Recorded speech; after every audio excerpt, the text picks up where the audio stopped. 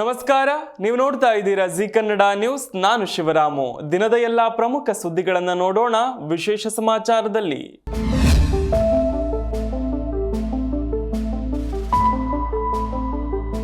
Tunnel ಯೋಜನೆ ವಿರೋಧಿಸಿ ರಾಜ್ಯ ಬಿಜೆಪಿ ವತಿಯಿಂದ ಬೆಂಗಳೂರಿನ ಲಾಲ್ಬಾಗ್ನಲ್ಲಿ ಜನಜಾಗೃತಿ ಅಭಿಯಾನ ನಡೆಯಿತು.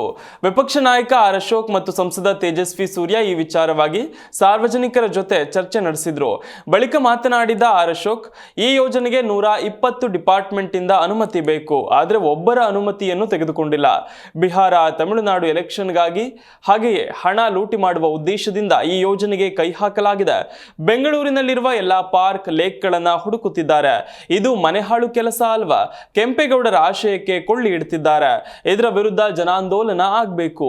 ಲಾಲ್ಬಾಗ್ ಬೆಂಗಳೂರಿನ ಶ್ವಾಸಕೋಶ ಇದ್ದ ಹಾಗೆ. ಮೊದಲು ಬೆಂಗಳೂರಿನಲ್ಲಿರುವ ಗುಂಡಿ ಮುಚ್ಚಿ ನಂತರ ಚಂದ್ರಲೋಕಕ್ಕೆ ಟನಲ್ ಮಾಡಿ ಅಂತ ವ್ಯಂಗ್ಯ ಮಾಡಿದ್ದಾರೆ. ಅಂದಹಾಗೆ ಲಾಲ್ಬಾಗ್ ಸುರಂಗ ರಸ್ತೆ ನಿರ್ಮಾಣಕ್ಕೆ ಸುಮಾರು 6 ಎಕರೆ ಭೂಮಿ ಬಳಸುವ ಯೋಚನೆಯು ವಿವಾದಕ್ಕೆ ಕಾರಣವಾಗಿದೆ. ಈ ಕುರಿತು ವಿಪಕ್ಷ ನಾಯಕ ಆರ್ ಅಶೋಕ್ ಅವರು ತೋಟಗಾರಿಕೆ ಇಲಾಖೆಯ ಜಂಟಿ ನಿರ್ದೇಶಕರನ್ನ ಪ್ರಶ್ನಿಸಿದ್ದು, ಯೋಜನೆಗೆ ಇಲಾಖೆಯಿಂದ ಅನುಮತಿ ನೀಡಲಾಗಿದೆಯೇ ಎಂದು ಕೇಳಿದ್ದಾರೆ. ಲಾಲ್ಬಾಗ್ನಲ್ಲಿ 300 ದಶಲಕ್ಷ ವರ್ಷಗಳಷ್ಟು ಹಳೆಯದಾದ ಬಂಡೆ ಮತ್ತು 200 ವರ್ಷಗಳಷ್ಟು ಹಳೆಯ ಕೆಂಪೇಗೌಡ ಗೋಪುರವೂ ಇದೆ. ಸುರಂಗ ರಸ್ತೆ ಯೋಜನೆಯು ಲಾಲ್ಬಾಗ್ನ ಪ್ರಮುಖ ಪ್ರವೇಶ ದ್ವಾರದಿಂದ ಎಂಟಿಆರ್ ಗೇಟ್ ಮತ್ತು ಸಿದ್ದಾಪುರ ಗೇಟ್ ವರೆಗೆ ಹಾದು ಹೋಗಲಿದೆ ಎಂದು ಹೇಳಿದ್ದಾರೆ. ಇದಕ್ಕೆ ಉತ್ತರಿಸಿರುವ ಜಂಟಿ ನಿರ್ದೇಶಕರು, ಇಲಾಖೆಯು ಇನ್ನೂ ಯಾವುದೇ ಪ್ರಾಜೆಕ್ಟ್ ವರದಿ ಅಥವಾ ನಿರಕ್ಷೇಪಣಾ ಪ್ರಮಾಣ ಪತ್ರವನ್ನ ನೀಡಿಲ್ಲ ಅಂತ ಸ್ಪಷ್ಟಪಡಿಸಿದ್ದಾರೆ. ಇನ್ನು ಅನುಮತಿ ನೀಡುವ ಮೊದಲೇ ಯೋಜನೆಯ ಟೆಂಡರ್ ಪ್ರಕ್ರಿಯೆ ಆರಂಭವಾಗಿರೋದು ಅಶೋಕ್ ಅವರ ಆಕ್ಷೇಪಕ್ಕೆ ಕಾರಣವಾಗಿದೆ. ಶಾಸಕ ರಾಮಮೂರ್ತಿ, ಸಂಸದ ತೇಜಸ್ವಿ ಸೂರ್ಯಗೆ ಧಮಕಿ ಹಾಕಲಾಗಿದೆ ಎಂಬ ವಿಪಕ್ಷ ನಾಯಕ ಆರ್ ಅಶೋಕ್ ಆರೋಪ ಸಂಬಂಧ ಡಿಸಿಎಂ ಡಿಕೆ ಶಿವಕುಮಾರ್ ಪ್ರತಿಕ್ರಿಯೆ ನೀಡಿದ್ದಾರೆ. ಶಾಸಕ ರಾಮಮೂರ್ತಿಗೆ ಏಕೆ ಧಮಕಿ ಹಾಕಲಿ? ಅವನು ನಮ್ಮ ಹುಡುಗ. ತೇಜಸ್ವಿ ಸೂರ್ಯ ಅತಿ ಬುದ್ಧಿವಂತ, ದೊಡ್ಡ ನಾಯಕ ಅಂತ ಡಿಕೆಶಿ ಹೇಳಿದ್ದಾರೆ. ಇನ್ನು ಟನಲ್ ವಿರೋಧಿಸಿ ಬಿಜೆಪಿಯಿಂದ ಸಹಿ ಸಂಗ್ರಹ ಕುರಿತು ಪ್ರತಿಕ್ರಿಯಿಸಿದ ಅವರು, ಒಳ್ಳೆಯದು ಮಾಡಲಿ, ಜಾಗೃತಿ ಮೂಡಿಸಲಿ. ಅಶೋಕ್ ಅಧ್ಯಕ್ಷತೆಯಲ್ಲೇ ಸಮಿತಿ ಮಾಡ್ತೇವೆ. ನಾನು ಸಿದ್ಧನಿದ್ದೇನೆ. ಯಾರ್ಯಾರು ಸದಸ್ಯರು ಬೇಕು ಅಂತ ಅವರೇ ಹೇಳಲಿ. ಇದು ನನ್ನ ಆಸ್ತಿಯಲ್ಲ ಅಥವಾ ಯಾರ ಆಸ್ತಿಯೂ ಅಲ್ಲ. ಇದು ಸಾರ್ವಜನಿಕರಿಗಾಗಿ ಮಾಡ್ತಿರೋ ಯೋಜನೆ. ನಾನು ಎಲ್ಲ ಅಧ್ಯಯನ ಮಾಡಿದ್ದೇನೆ ಎಂದರು. ಲಾಲ್ಬಾಗ್ನಲ್ಲಿ ಎಷ್ಟು ಜಾಗ ಉಪಯೋಗ ಆಗ್ತಿದೆ, ಎಷ್ಟು ಉಪಯೋಗ ಆಗ್ತಿಲ್ಲ ಎಲ್ಲ ಗೊತ್ತಿದೆ. ಅವರು ರಾಜಕಾರಣ ಮಾಡಬೇಕು, ಅವರದ್ದು ರಾಜಕಾರಣ. ಯಾವುದೇ ಅಭಿವೃದ್ಧಿ ಅವರಿಗೆ ಬೇಕಿಲ್ಲ. ಟನಲ್ ಮಾಡಿದ್ದಕ್ಕೆ ಅಲ್ವಾ ಮೆಟ್ರೋ ಮಾಡಲಾಗಿದ್ದು? ಬಿಜೆಪಿಯವರು ತಂದಿದ್ದ ಮೆಟ್ರೋನ ದಾಖಲೆ ತೆಗೆಸಿ ನೋಡ್ಲಿ. ಎಸ್.ಎಂ. ಕೃಷ್ಣ ಕಾಲದಲ್ಲಿ 10 ದೇಶ ತಿರುಗಿ ನಾನು ವರದಿ ಕೊಟ್ಟೆ. ಕೇಂದ್ರದಲ್ಲಿ ವಾಜಪೇಯಿ, ಅನಂತ್ ಕುಮಾರ್ಗೆ ವರದಿ ಕೊಟ್ಟು ಬಂದಿದ್ವಿ ಅಂತ ಕಿಡಿಕಾರಿದ್ರು. ಎಂಪಿ ರೈಲು ಮಾಡಿ ಅಂತಾನೆ, ಎಲ್ಲಿದೆ ಜಾಗ? ಕೇಂದ್ರ ಸರ್ಕಾರ ಮಾಡ್ಲಿ. ಟ್ರಾಯ್ ವ್ಯವಸ್ಥೆ ಮಾಡಿ ಅಂತಾರೆ, ದಿನಕ್ಕೆ 100 ಜನ ಸಾಯ್ತಾರೆ ಅಷ್ಟೇ. ಪ್ರಾಯೋಗಿಕವಾಗಿ ಅದು ಸಾಧ್ಯ ಇಲ್ಲ. ತೇಜಸ್ವಿ ಸೂರ್ಯ ದೊಡ್ಡ ಲೀಡರ್, ಬಹಳ ಬುದ್ಧಿವಂತ. ಫ್ಲೈಟ್ ಡೋರ್ ಓಪನ್ ಮಾಡಿಬಿಟ್ಟ. ಕಾರು ಬೇಡ ಅಂತಿದ್ದ, ಆಮೇಲೆ ಮದುವೆ ಆಗ್ತಾ ಇದ್ದೀನಿ, ಹೊಸ ಕಾರು ಬೇಕು ಅಂತ ಅರ್ಜಿ ಹಾಕಿದ್ದ. ಅಮೆರಿಕಕ್ಕೆ ಹೋಗಿ ಟ್ರಂಪ್ ಬಳಿ ಉಗಿಸ್ಕೊಂಡ. ಅನುಮತಿ ಇಲ್ಲದೆ ಹೋಗಿ ಉಗಿಸ್ಕೊಂಡು ಬಂದ. ನಿನಗ್ಯಾಕೆ ಹೊಸ ಕಾರ್ ಬೇಕಿತ್ತು? ನೀನು ಮೆಟ್ರೋದಲ್ಲೇ ಓಡಾಡು. ಎಲ್ಲ ಬಿಜೆಪಿಯವರು ಕಾರು ಬಿಟ್ಟು ಓಡಾಡ್ಲಿ ಅಂತ ವಾಗ್ದಾಳಿ ನಡೆಸಿದ್ರು. ಸುರಂಗ ರಸ್ತೆ ಯೋಜನೆಯನ್ನು ಪ್ರಶ್ನಿಸಲು ನಾನ್ಯಾರು ಎಂಬ ಡಿಸಿಎಂ ಡಿಕೆ ಶಿವಕುಮಾರ್ ಪ್ರಶ್ನೆಗೆ ನಾನು ಒಬ್ಬ ಸಾಮಾನ್ಯ ಕನ್ನಡಿಗ ಎಂದು ಸಂಸದ ತೇಜಸ್ವಿ ಸೂರ್ಯ ತಿರುಗೇಟು ನೀಡಿದ್ದಾರೆ. ಮಾನ್ಯರೇ, ನಾನು ಒಬ್ಬ ಸಾಮಾನ್ಯ ಕನ್ನಡಿಗ. ನಮ್ಮ ನಗರವನ್ನು ಪ್ರೀತಿಸುವ ಒಬ್ಬ ಬೆಂಗಳೂರಿನ ಹುಡುಗ. ಪ್ರತಿದಿನ ಸಂಚಾರ ಮಾಡುವ ದಟ್ಟಣೆಯಲ್ಲಿ ನರಳುವ ಒಬ್ಬ ಸಾಮಾನ್ಯ ಮನುಷ್ಯ ಎಂದು ಟಕ್ಕರ್ ನೀಡಿದ್ದಾರೆ. ಒಬ್ಬ ಬೆಂಗಳೂರಿಗನಾಗಿ ಮತ್ತು ನಗರದ ಭವಿಷ್ಯದ ಬಗ್ಗೆ ತೀವ್ರ ಕಾಳಜಿ ಹೊಂದಿರುವವನಾಗಿ ಸುರಂಗ ರಸ್ತೆಯ ನಿರ್ಧಾರ ತೆಗೆದುಕೊಳ್ಳುವ ಮೊದಲು ಅದು ನಗರದ ಅತ್ಯುತ್ತಮ ಹಿತಾಸಕ್ತಿಗಳನ್ನು ಪೂರೈಸುತ್ತದೆಯೇ ಎಂದು ಖಚಿತಪಡಿಸಿಕೊಳ್ಳಲು ತಜ್ಞರು ಮತ್ತು ಸಾರಿಗೆ ಯೋಜಕರನ್ನ ಸಮಾಲೋಚಿಸುವಂತೆ ನಾನು ಉಪಮುಖ್ಯಮಂತ್ರಿಗಳನ್ನು ವಿನಂತಿಸುತ್ತೇನೆ ಎಂದಿದ್ದಾರೆ. ಬೆಂಗಳೂರಿನ ಅನೇಕ ನಾಗರಿಕರು ಈ ಪ್ರಸ್ತಾವನೆಗೆ ತಮ್ಮ ವಿರೋಧವನ್ನು ವ್ಯಕ್ತಪಡಿಸುತ್ತಿದ್ದಾರೆ. ಅದನ್ನು ವಿರೋಧಿಸಲು ಅವರಿಗೆ ಯಾವ ಅಧಿಕಾರವಿದೆ ಎಂದು ಉಪಮುಖ್ಯಮಂತ್ರಿಗಳು ಕೇಳುತ್ತಾರೆ. ನೆನಪಿರಲಿ, ನಾವು ತೆರಿಗೆ ಪಾವತಿಸುವ ನಾಗರಿಕರು. ಬೆಂಗಳೂರು ನಮ್ಮೆಲ್ಲರಿಗೂ ಸೇರಿದ್ದು ಎಂದು ಹೇಳಿದ್ದಾರೆ. ಒಂದು ಕಾಲದಲ್ಲಿ ಮಹಾನ್ ದೂರದೃಷ್ಟಿ ಹೊಂದಿದ್ದ ನಾಯಕರಿಂದ ನಿರ್ಮಿಸಲ್ಪಟ್ಟ ಬೆಂಗಳೂರು ಈಗ ಕಳಪೆ ಯೋಜನೆಯಿಂದಾಗಿ ಸಮಸ್ಯೆ ಎದುರಿಸುತ್ತಿದೆ. ಅದರ ಭವಿಷ್ಯವನ್ನು ರಕ್ಷಿಸುವುದು ನಮ್ಮ ಸಾಮೂಹಿಕ ಜವಾಬ್ದಾರಿ. ಬೆಂಗಳೂರಿಗೆ ಒಂದು ಪರಂಪರೆಯನ್ನು ಬಿಟ್ಟು ಹೋಗಬೇಕೆಂದು ಉಪಮುಖ್ಯಮಂತ್ರಿಗಳು ಹೇಳುತ್ತಿದ್ದು, ಸಾಮಾನ್ಯ ಮನುಷ್ಯನಿಗೆ ಕೂಡ ಲಭ್ಯವಾಗುವ ಬೆಂಗಳೂರನ್ನು ಮತ್ತು ನಗರಕ್ಕೆ ಸಾಧ್ಯವಿರುವ ಹಾಗೂ ಅಗತ್ಯವಿರುವ ಯೋಜನೆಗಳನ್ನು ನಿರ್ಮಿಸುವಂತೆ ತೇಜಸ್ವಿ ಸೂರ್ಯ ವಿನಂತಿಸಿದ್ದಾರೆ. ಸುರಂಗ ರಸ್ತೆ ಯೋಜನೆಯನ್ನು ಪ್ರಶ್ನಿಸಲು ನಾನ್ಯಾರು ಎಂಬ ಡಿಸಿಎಂ ಡಿಕೆ ಶಿವಕುಮಾರ್ ಪ್ರಶ್ನೆಗೆ ನಾನು ಒಬ್ಬ ಸಾಮಾನ್ಯ ಕನ್ನಡಿಗ ಎಂದು ಸಂಸದ ತೇಜಸ್ವಿ ಸೂರ್ಯ ತಿರುಗೇಟು ನೀಡಿದ್ದಾರೆ. ಸದ್ಯ ಈ ವಿಚಾರವಾಗಿ ಪ್ರತಿಕ್ರಿಯಿಸಿರುವ ಬಿಜೆಪಿ ರಾಜ್ಯಾಧ್ಯಕ್ಷ ಬಿವೈ ವಿಜಯೇಂದ್ರ, ಈ ದೇಶದ ಪ್ರಜೆಯಾಗಿ ಮತ್ತು ಹೆಮ್ಮೆಯ ಕನ್ನಡಿಗನಾಗಿ ಪ್ರತಿಯೊಬ್ಬರಿಗೂ ಸರ್ಕಾರ ಮತ್ತು ಪ್ರತಿನಿಧಿಗಳನ್ನು ಪ್ರಶ್ನಿಸುವ ಹಕ್ಕಿದೆ. ನಾವು ಪ್ರಜಾಪ್ರಭುತ್ವದಲ್ಲಿ ವಾಸಿಸುತ್ತಿದ್ದೇವೆ ಎಂಬುದನ್ನು ನೆನಪಿಸಬೇಕೆ ಎಂದು ಡಿಕೆ ಶಿವಕುಮಾರ್ ವಿರುದ್ಧ ವಾಗ್ದಾಳಿ ನಡೆಸಿದ್ದಾರೆ. ಈ ಕುರಿತಾಗಿ ಟ್ವೀಟ್ ಮಾಡಿರುವ ಬಿಜೆಪಿ ರಾಜ್ಯಾಧ್ಯಕ್ಷ ಬಿವೈ ವಿಜಯೇಂದ್ರ, ನಮ್ಮ ಸಂವಿಧಾನವು ಎಲ್ಲಾ ನಾಗರಿಕರಿಗೆ, ಅಂದರೆ ಯುವಕರು ಅಥವಾ ವೃದ್ಧರು, ಅಧಿಕಾರದಲ್ಲಿರುವವರು ಅಥವಾ ಸಾಮಾನ್ಯರಿಗೆ ಸಮಾನ ಹಕ್ಕುಗಳನ್ನು ಖಾತರಿಪಡಿಸುತ್ತದೆ ಅಂತ ಕಿಡಿಕಾರಿದ್ದಾರೆ. ಸಾರ್ವಜನಿಕ ಸಮಸ್ಯೆ ಬಗ್ಗೆ ಧ್ವನಿ ಎತ್ತಿದ್ದಕ್ಕಾಗಿಯೇ ಸಂಸದರೊಬ್ಬರನ್ನ ಇಷ್ಟೊಂದು ತಿರಸ್ಕಾರದಿಂದ ನಡೆಸಿಕೊಳ್ಳುತ್ತಿದ್ದರೆ ಈ ರಾಜ್ಯ ಕಾಂಗ್ರೆಸ್ ಸರ್ಕಾರದ ಮೇಲೆ ಸಾಮಾನ್ಯ ನಾಗರಿಕನಿಗೆ ಏನು ಭರವಸೆ ಇರುತ್ತೆ ಅಂತ ಪ್ರಶ್ನಿಸಿದ್ದಾರೆ. ಡಿಕೆ ಶಿವಕುಮಾರ್ ಅವರೇ, ನಿಮ್ಮ ಆಡಳಿತದ ಅಧ್ಯಕ್ಷತೆಯಲ್ಲಿ ಬೆಂಗಳೂರು ಈಗಾಗಲೇ ನರಳುತ್ತಿದೆ. ಈ ಸ್ಥಿತಿಗೆ ಕಾರಣವಾದ ಸರ್ಕಾರವನ್ನ ಪ್ರತಿದಿನ ನಾಗರಿಕರು ಶಪಿಸುತ್ತಿದ್ದಾರೆ. ಅಸ್ತಿತ್ವದಲ್ಲಿರುವ ಸಮಸ್ಯೆಗಳನ್ನು ಪರಿಹರಿಸುವ ಬದಲು ನೀವು ಹೊಸ ಸಮಸ್ಯೆಗಳನ್ನು ಹುಟ್ಟು ಹಾಕುತ್ತಿರುವಂತೆ ತೋರುತ್ತಿದೆ. ನಿಮ್ಮ ತಪ್ಪು ನಿರ್ಧಾರಗಳಿಂದ ಹೊರಬಂದು ಜನರ ಸಮಸ್ಯೆಯನ್ನು ಆಲಿಸಿ ಬೆಂಗಳೂರಿನ ಅಭಿವೃದ್ಧಿಯತ್ತ ಗಮನ ಹರಿಸಿ ಎಂದು ಬಿವೈ ವಿಜಯೇಂದ್ರ ವಾಗ್ದಾಳಿ ನಡೆಸಿದ್ದಾರೆ. ಕನ್ನಡ ರಾಜ್ಯೋತ್ಸವ ಮೆರವಣಿಗೆ ವೇಳೆ 5 ಚಾಕು ಇರಿದು ದುಷ್ಕರ್ಮಿಗಳು ಪರಾರಿಯಾಗಿರುವಂತಹ ಘಟನೆ ಬೆಳಗಾವಿ ನಗರದ ಸದಾಶಿವನಗರದ ಚೆನ್ನಮ್ಮ ವೃತ್ತದ ಬಳಿ ನಡೆದಿದೆ.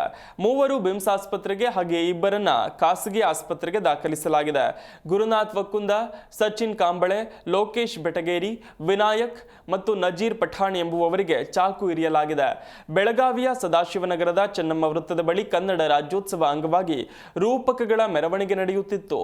ಈ ವೇಳೆ ಮೆರವಣಿಗೆ ಗುಂಪಿನಲ್ಲಿ ಏಕಾಏಕಿ ಬಂದ ದುಷ್ಕರ್ಮಿಗಳು 5 ಚಾಕುವಿನಿಂದ ಇರಿದು ಪರಾರಿಯಾಗಿದ್ದಾರೆ. ಬೆಳಗಾವಿಯ ಎಪಿಎಂಸಿ ಪೊಲೀಸ್ ಠಾಣಾ ವ್ಯಾಪ್ತಿಯಲ್ಲಿ ಘಟನೆ ನಡೆದಿದೆ.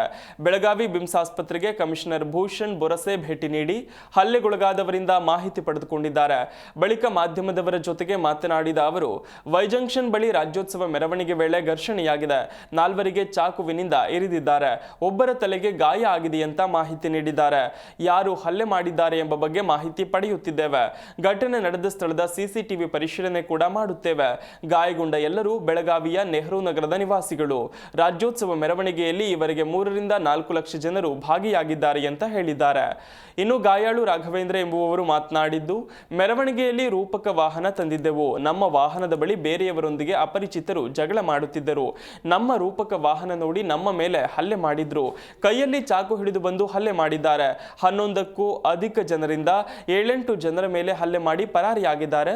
ಕೆಲವರು ಆಸ್ಪತ್ರೆಯಿಂದ ಡಿಸ್ಚಾರ್ಜ್ ಆಗಿ ಹೋಗಿದ್ದಾರೆ ಅಂತ ಪ್ರತಿಕ್ರಿಯಿಸಿದ್ರು. ಮದುವೆಯಾಗು ಎಂದಿದ್ದಕ್ಕೆ ಮಹಿಳೆಗೆ 8 ಬಾರಿ ಚಾಕು ಇರಿದು ಕೊಲೆ ಮಾಡಿರುವ ಘಟನೆ ಬೆಂಗಳೂರಿನ ಕೆಜಿಹಳ್ಳಿ ಪೊಲೀಸ್ ಠಾಣಾ ವ್ಯಾಪ್ತಿಯಲ್ಲಿ ನಡೆದಿದೆ. ರೇಣುಕಾ ಮೃತ ಮಹಿಳೆಯಾಗಿದ್ದು, ಅಕ್ಟೋಬರ್ 31ರ ರಾತ್ರಿ 9:30ಕ್ಕೆ ನಡೆದಿದ್ದ ಘಟನೆ ತಡವಾಗಿ ಬೆಳಕಿಗೆ ಬಂದಿದೆ. ಪ್ರಕರಣ ಸಂಬಂಧ ಆರೋಪಿ ಅಂಬೇಡ್ಕರ್ ಅಲಿಯಾಸ್ ಕುಟ್ಟಿ ಎಂಬಾತನನ್ನ ಪೊಲೀಸರು ಬಂಧಿಸಿದ್ದಾರೆ. ರೇಣುಕಾಗೆ ಅದಾಗಲೇ ಮದುವೆಯಾಗಿದ್ದು ಪತಿಯಿಂದ ದೂರವಾಗಿದ್ದಳು. ಒಂದು ಮಗುವಿನೊಂದಿಗೆ ಬದುಕು ಕಟ್ಟಿಕೊಂಡಿದ್ದ ರೇಣುಕಾಗೆ ಅದೇ ಏರಿಯಾದಲ್ಲಿ ಬ್ಯಾನರ್ ಪ್ರಿಂಟಿಂಗ್ ಮಾಡುವ ಕೆಲಸ ಮಾಡಿಕೊಂಡಿದ್ದ ಕುಟ್ಟಿ ಎಂಬಾತ ಪರಿಚಯವಾಗಿತ್ತು. ಬಳಿಕ ಸ್ನೇಹ ಪ್ರೀತಿಗೆ ತಿರುಗಿದ್ದು ಮದುವೆಯಾಗುವಂತೆ ಕುಟ್ಟಿಯನ್ನ ರೇಣುಕಾ ಒತ್ತಾಯಿಸಿದ್ಲು. ಈ ರೀತಿಯ ಟೈಮ್ ಪಾಸ್ ಪ್ರೀತಿ ಬೇಡ ಅಂತ ಹೇಳಿದ್ಲು. ಹೀಗಾಗಿ ನಿನ್ನ ಬಳಿ ಮಾತನಾಡಬೇಕು ಬಾ ಅಂತ ರೇಣುಕಾಳನ್ನ ಕರೆದಿದ್ದ ಆರೋಪಿ ಪಿಳ್ಳಣ್ಣ ಗಾರ್ಡನ್ ಬಿಬಿಎಂಪಿ ಶಾಲೆ ಬಳಿ ಆಕೆಗೆ 8 ಬಾರಿ ಚಾಕುವಿನಿಂದ ಇರಿದಿದ್ದ. ಕೂಡಲೇ ರೇಣುಕಾಳನ್ನ ಸ್ಥಳೀಯರು ಆಸ್ಪತ್ರೆಗೆ ದಾಖಲಿಸಿದ್ರು. ಚಿಕಿತ್ಸೆ ಫಲಿಸದೆ ಆಕೆ ಮೃತಪಟ್ಟಿದ್ದಾಳೆ. ಈ ಬಗ್ಗೆ ಪ್ರಕರಣ ದಾಖಲಿಸಿಕೊಂಡಿರುವ ಪೊಲೀಸರು ಆರೋಪಿ ಕುಟ್ಟಿಯನ್ನ ಬಂಧಿಸಿ ವಿಚಾರಣೆ ನಡೆಸುತ್ತಿದ್ದಾರೆ.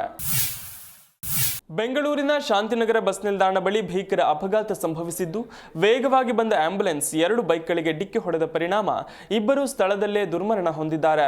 ಮೃತ ದುರ್ದೈವಿಗಳನ್ನ ಬೈಕ್ನಲ್ಲಿದ್ದ 40 ವರ್ಷದ ಇಸ್ಮಾಯಿಲ್ ಮತ್ತು ಸಮೀನಾ ಬಾನು ಎಂದು ಗುರುತಿಸಲಾಗಿದೆ. ಘಟನೆಯಲ್ಲಿ 2 ಗಂಭೀರವಾಗಿ ಗಾಯಗೊಂಡಿದ್ದು, ಗಾಯಾಳುಗಳಿಗೆ ಖಾಸಗಿ ಆಸ್ಪತ್ರೆಯಲ್ಲಿ ಚಿಕಿತ್ಸೆ ನೀಡಲಾಗುತ್ತಿದೆ. ರೆಡ್ ಸಿಗ್ನಲ್ ಇದ್ದ ಕಾರಣ ನಿಂತಿದ್ದ ಬೈಕ್ ಸವಾರರಿಗೆ ರಿಚ್ಮಂಡ್ ಸರ್ಕಲ್ ಕಡೆಯಿಂದ ವೇಗವಾಗಿ ಬಂದ ಆಂಬ್ಯುಲೆನ್ಸ್ ಡಿಕ್ಕಿ ಹೊಡೆದಿದೆ. 50 ಮೀಟರ್ ದೂರ ಬೈಕ್ಗಳನ್ನು ಆಂಬ್ಯುಲೆನ್ಸ್ ಎಳೆದೊಯ್ದಿದ್ದು ಬಳಿಕ ಪೊಲೀಸ್ ಚೌಕಿಗೆ ಗುದ್ದಿದೆ. ಅಪಘಾತ ಬಳಿಕ ಸ್ಥಳದಿಂದ ಆಂಬ್ಯುಲೆನ್ಸ್ ಚಾಲಕ ಪರಾರಿಯಾಗಿದ್ದಾನೆ. ಜೈಪುರದ ಖಾಸಗಿ ಶಾಲೆಯ 4ನೇ ಮಹಡಿಯಿಂದ ಹಾರಿ 9 ವರ್ಷದ ಬಾಲಕಿ ಶನಿವಾರ ಸಾವನ್ನಪ್ಪಿದ್ದಾಳೆ. ಪೊಲೀಸರ ಪ್ರಕಾರ ಸಿಸಿಟಿವಿ ದೃಶ್ಯಾವಳಿಯಲ್ಲಿ ಬಾಲಕಿ ಕಂಬಿಬೇಲಿಯನ್ನ ಹತ್ತಿ ಜಿಗಿಯುತ್ತಿರುವುದು ಕಂಡುಬಂದಿದ್ದು, ಆ ಪ್ರದೇಶದ ಇತರ ವಿದ್ಯಾರ್ಥಿಗಳು ನಡೆದುಕೊಂಡು ಹೋಗುತ್ತಿರುವುದು ಕಂಡುಬಂದಿದೆ. ಸುಮಾರು 47 ಅಡಿ ಎತ್ತರದಿಂದ ಬಿದ್ದ ಈ ಬಾಲಕಿಯ ಸಾವು ಎಲ್ಲರನ್ನ ಬೆಚ್ಚಿ ಬೀಳಿಸುವಂತಿತ್ತು. ಪ್ರಾಥಮಿಕ ಸಾಕ್ಷ್ಯಾಧಾರಗಳು ಆತ್ಮಹತ್ಯೆ ಎಂದು ಸೂಚಿಸುತ್ತವೆ ಎಂದು ಪೊಲೀಸರು ತಿಳಿಸಿದ್ದಾರೆ. ಆದರೆ ಕೃತ್ಯದ ಹಿಂದಿನ ನಿಖರವಾದ ಕಾರಣ ಇನ್ನೂ ಪತ್ತೆಯಾಗಿಲ್ಲ. ನೀರಜಾ ಮೋದಿ ಶಾಲೆಯ 4ನೇ ಮಹಡಿಯಿಂದ ಹಾರಿದ 4ನೇ ತರಗತಿ ವಿದ್ಯಾರ್ಥಿನಿ ಅಮೈರಾಳನ್ನು ಹತ್ತಿರದ ಆಸ್ಪತ್ರೆಗೆ ದಾಖಲಿಸಲಾಯಿತು. ಅಲ್ಲಿ ವೈದ್ಯರು ಆಕೆ ಮೃತಪಟ್ಟಿರುವುದಾಗಿ ಘೋಷಿಸಿದ್ರು ಅಂತ ಪೊಲೀಸ್ ಅಧಿಕಾರಿಯೊಬ್ಬರು ತಿಳಿಸಿದ್ದಾರೆ. ಅಧಿಕಾರಿಗಳು ಶಾಲೆಗೆ ತಲುಪಿದಾಗ ಬಾಲಕಿ ಬಿದ್ದಿದ್ದ ಪ್ರದೇಶವನ್ನ ಸ್ವಚ್ಛಗೊಳಿಸಲಾಗಿದ್ದು, ಯಾವುದೇ ರಕ್ತದ ಕಲೆಗಳು ಕಾಣಿಸುತ್ತಿರಲಿಲ್ಲ. ಬಾಲಕಿಯ ಪೋಷಕರು ಶಾಲಾ ಆಡಳಿತ ಮಂಡಳಿಯ ವಿರುದ್ಧ ಎಫ್ಐಆರ್ ದಾಖಲಿಸಿದ್ದು, ಅನುಮಾನಾಸ್ಪದ ಸಾವು ಅಂತ ಆರೋಪಿಸಿದ್ದಾರೆ.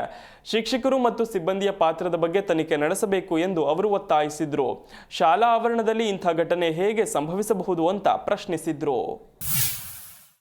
ನನ್ನ ಕುಟುಂಬಕ್ಕಾಗಿ ಏನನ್ನೂ ಮಾಡಿಕೊಂಡಿಲ್ಲ, ಯಾವಾಗಲೂ ರಾಜ್ಯದ ಬೆಳವಣಿಗೆಗೆ ಆದ್ಯತೆ ನೀಡಿರುವುದಾಗಿ ಬಿಹಾರ ಮುಖ್ಯಮಂತ್ರಿ ನಿತೀಶ್ ಕುಮಾರ್ ಹೇಳಿದ್ದಾರೆ. ಜೆಡಿಯು ಸಾಮಾಜಿಕ ಮಾಧ್ಯಮದಲ್ಲಿ ಪೋಸ್ಟ್ ಮಾಡಿರುವ ವಿಡಿಯೋದಲ್ಲಿ ನವೆಂಬರ್ 2005ರಲ್ಲಿ ತಮ್ಮ ಸರ್ಕಾರದ ಮೊದಲ ಬಾರಿಗೆ ಅಧಿಕಾರಕ್ಕೆ ಬಂದ ನಂತರ ರಾಜ್ಯದಲ್ಲಿ ಕಾನೂನು ಮತ್ತು ಸುವ್ಯವಸ್ಥೆ ಗಮನಾರ್ಹವಾಗಿ ಸುಧಾರಿಸಿದೆ ಎಂದು ಅವರು ಹೇಳಿಕೊಂಡಿದ್ದಾರೆ. 2005ರಲ್ಲಿ ನಾವು ಅಧಿಕಾರಕ್ಕೆ ಬರುವ ಮುನ್ನ ಬಿಹಾರದ ಮನಸ್ಥಿತಿಯನ್ನ ಜನರು ತಿಳಿದಿದ್ದರು.